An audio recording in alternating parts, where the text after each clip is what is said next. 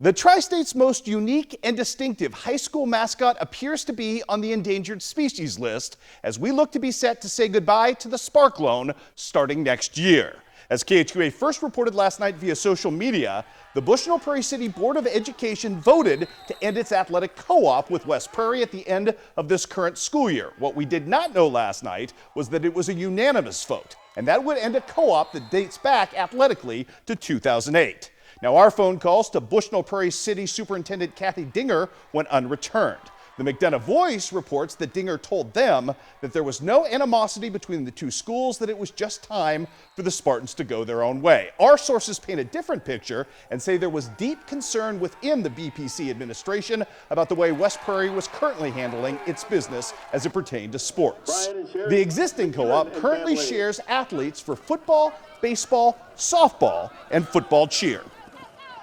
His name is Wyatt Hunter, and he is the leading rusher all classes in the state of Iowa football right now, with over 1,900 yards in just 8 games. So it's little surprise how prominently he's mentioned this week in the Fort Madison game plan for the Pod Championship coming up tomorrow night.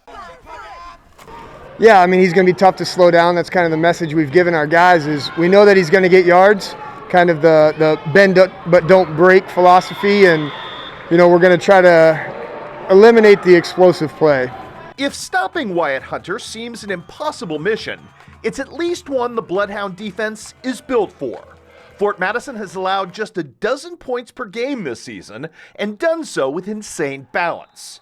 Keaton Poe and Levi Lowney lead that unit with 50.5 and 49 tackles apiece, respectively. But 8 different Hound defenders have at least 30 or more stops to this point in just 8 games.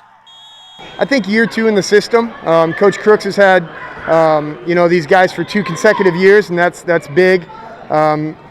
Secondary-wise, we had some returners. The rest of the guys are inexperienced, but they were there under the system, so they knew it.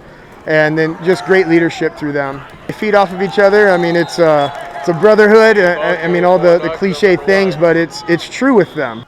And Will Larson, who could have sulked after being demoted as starting quarterback, has instead become one of the most productive ball hawks in the state of Iowa. Absolutely, and a really good receiver.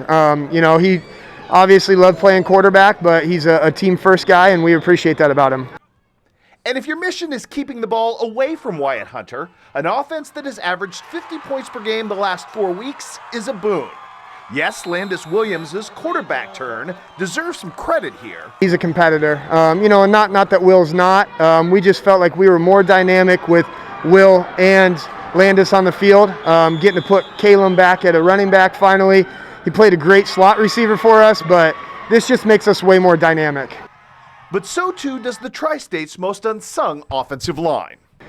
Yeah, we're not going to impress you with our average weight across the scale, but our kids in the weight room are phenomenal. They're doing the right things, and our force numbers are comparable, I believe, to anybody's. All of which has served in 2020 to undo one of the Tri-State's most historically entrenched, unwanted football reputations. They love playing football, number one. They love each other. I think that's a key component, but these guys are a little bit different than anybody else I've ever coached. Like they're never too high, never too low. They're right there, and they just love to compete. And when they play loose and fast, they're fun to watch.